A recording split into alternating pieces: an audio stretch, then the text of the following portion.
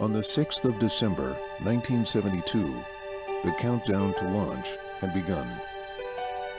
On the pad at the Kennedy Space Center stood the enormous Saturn V rocket. It is still the largest vehicle ever to put human beings in space.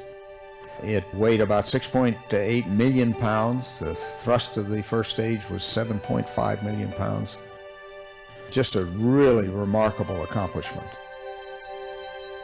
The one thing that I don't think anybody in this business ever feels is fear.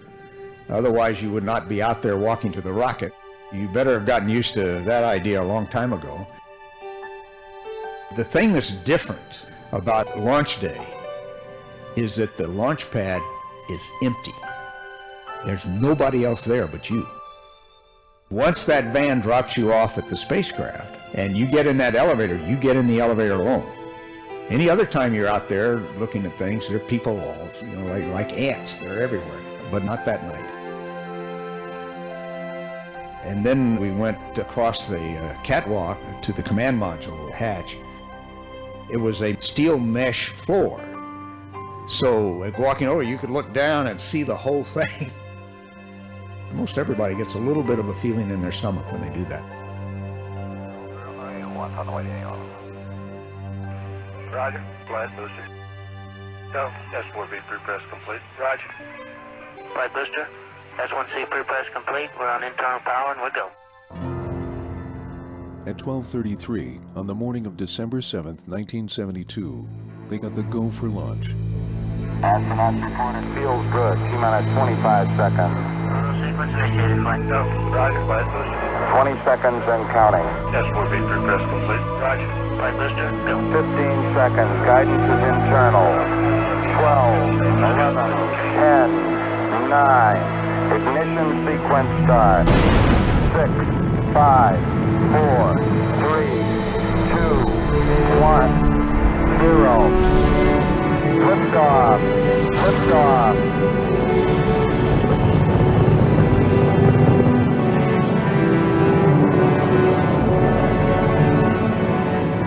Apollo 17 is the only night launch of the Saturn V rocket. It turned night into day, and even from 500 miles away, it was incredibly bright in the night sky. And I think it was a fitting end to Project Apollo that night launch really summarised what the whole program was about. 17, your go. 17 is go. You're looking great. Right on the line. One of the things that you don't get in your training is the physical feeling of the launch. I got a pitch and a roll program and this baby is really going. Roger that. Stand by for mode 1 Bravo. It's a very heavy, low-frequency vibration. The first thing that I remember thinking was, why did we do all the simulations? Because I couldn't read anything on the gauges. That vibration was something. 3 Gs, 3.5 Gs. Hold on. Beautiful. Fido. Flight work, go. Go across the board. Man. I guess we got all 5. They're looking here, look good. We have you go for orbit here. Go for orbit. Those are kind words, Robert. We're go for orbit here.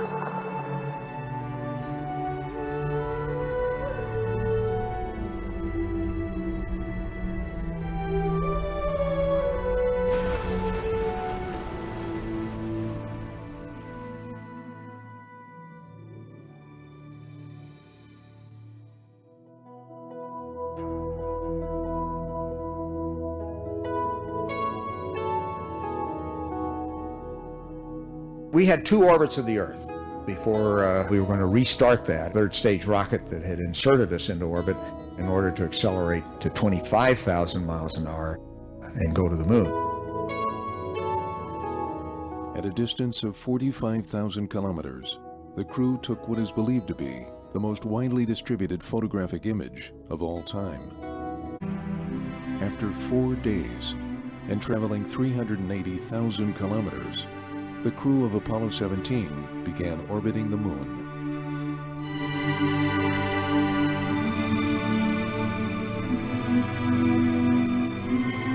We, as human beings, committed ourselves to a gravitational field of another planet. And that was the first time. Apollo was the first time that human beings did that. There was no absolute guarantee that you were going to return. But it broke that bond with the Earth that ultimately, I'm sure, will lead humans on a path to the settlement away from our Earth.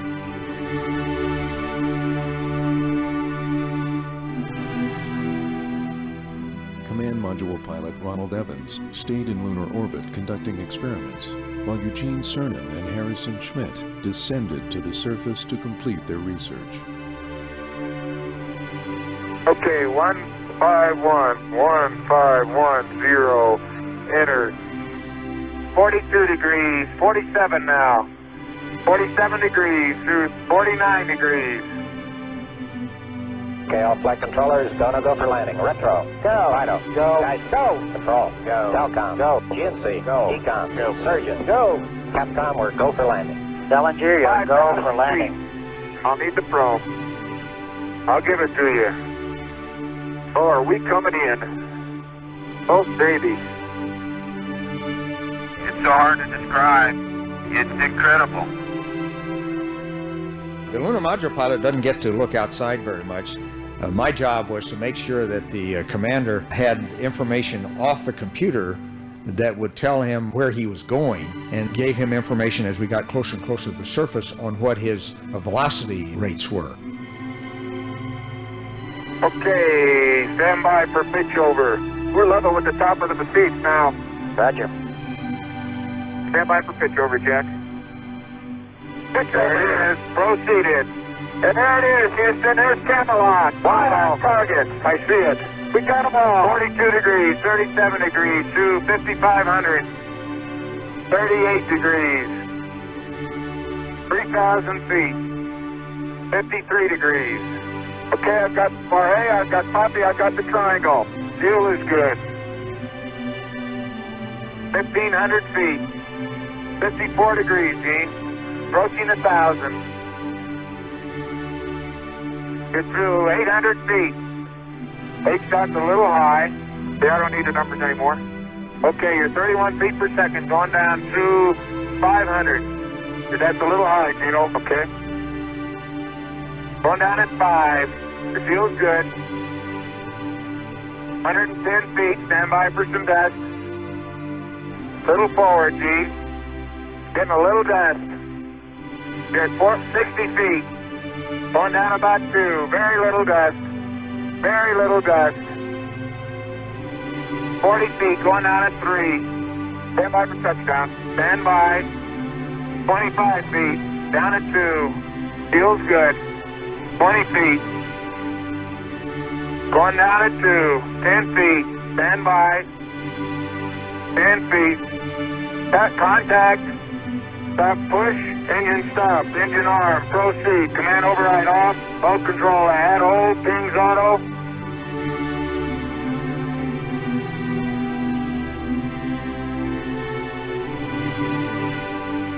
Okay, Houston, the Challenger has landed. Houston, tell America the Challenger is at Source Littrow. Roger, Challenger, that's super. On December 11th, at 7:54 p.m., the lunar module Challenger touched down on the moon surface. As I step off at the surface at Source Littrow, we'd like to dedicate the first steps of Apollo 17 to all those who made it possible. We thank you very much.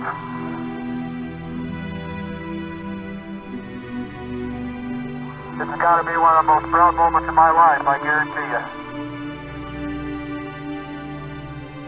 Okay, Jack. How about the flag right over here in this little mound? Right there. Watch your fingers. Don't know how far we could throw, but I think you hit something solid with that one. No, it was still going. Yeah, but did you ever see it vibrate like that? No, I've never put a flag up in the moon before. What?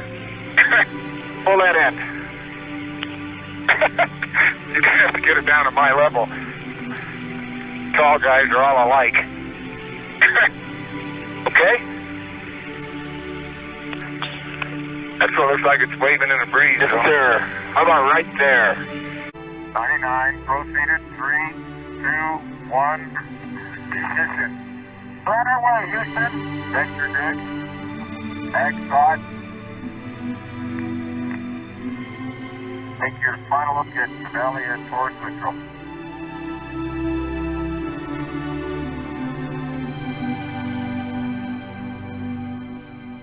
Good to see you. Good to have you all back up here. It's been a good trip. Man, that Challenger's a beautiful vehicle. You betcha.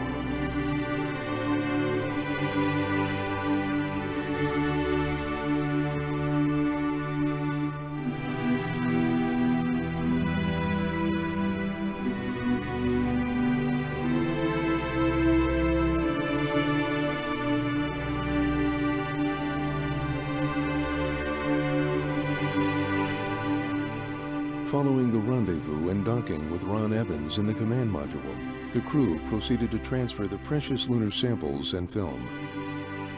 Apollo 17 spent an additional 3 days in lunar orbit, conducting yet more orbital science, and they would be the last men to witness the famous Earthrise. And as we leave the moon and towards neutral, we leave as we came, and God willing, as we shall return, with speed and in hope for all mankind. Godspeed, the crew of Apollo 17.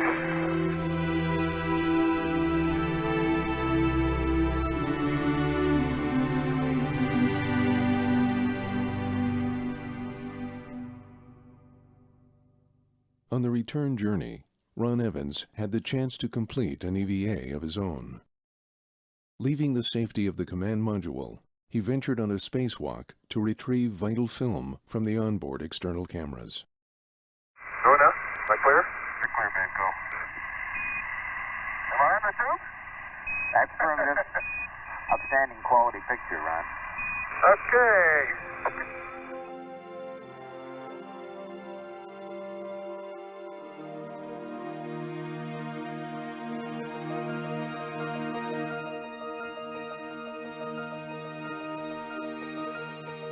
3 days later, we've entered the Earth's atmosphere. Our actual entry peaked G's at 7 times gravity, just for an instant, because we wanted to be sure, of course, we were captured in the atmosphere. The command module actually was flown by the computer.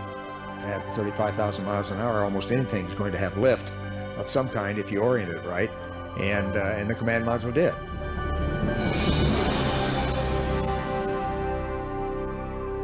At this point, we had gone through the deployment of drogue chutes at 25,000 feet, and then this deployment of the main chutes at about 10,000 feet. And we were moving down towards the water, I believe, at about 16 feet per second.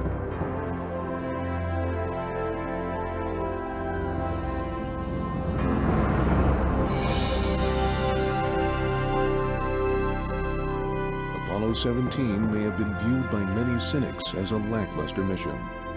But nothing could be further from the truth.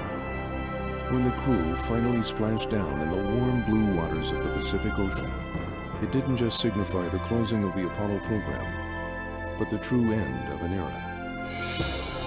Apollo has transformed the way we look at the moon. Apollo has transformed our understanding of the moon's importance. There is a treasure trove of discoveries still to be made from the lunar samples, from the instruments that are still active on the surface of the moon. Yes, it was an incredibly expensive program, but when you've got something which 40 years later is still enabling new scientists to develop new ideas and new theories, then that tells you something about the program's value. It was an extraordinary period in human history. We gained a first-order understanding of another planet for the first time. And what was accomplished by the generation of Apollo does symbolize a great new understanding of what we now know about the early history of the Earth. It symbolizes a new source of resources for the planet, particularly in energy, and it symbolizes a new path to the settlement of our solar system.